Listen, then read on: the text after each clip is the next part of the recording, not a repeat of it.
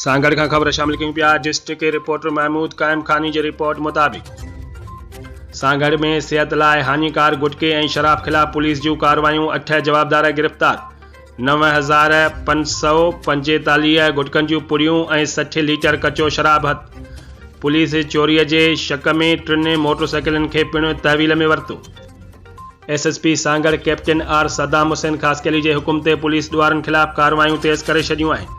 CIA police Sanghar थाणे जे हद में कार्रवाई कंदे जवाबदार जावेद जोयो खे गिरफ़्तार करे संदसि कब्ज़े मां 7,700 गुटका पुड़ियूं हथ करे सांगड़ थाणे ते केस दाख़िल करे छॾियो। जॾहिं त ॿी कार्रवाई में सांगड़ पुलिस हिकु मंशात फरोश जवाबदार रहमतुल्लाह बिरोही वटां 20 लीटर शराब हथ करे संदसि ख़िलाफ़ केस दाख़िल करे छॾियो। टंडो आदम B सेक्शन थाणे जे हद में पुलिस मंशात फरोश शान ख़ासकेली खे गिरफ़्तार करे 640 गुटका पुड़ियूं हथ करे वरितियूं।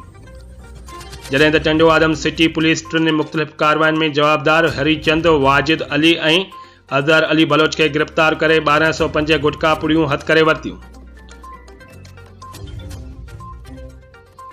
जॾहिं त तालका थाणे टंडो आदम ऐं झोल पुलिस 2 मुख़्तलिफ़ कार्रवाइनि में 40 लीटर शराब हथ करे जवाबदार इनायत ख़ासकेली ऐं दिलदार मरीअ खे गिरफ़्तार करे वरितो।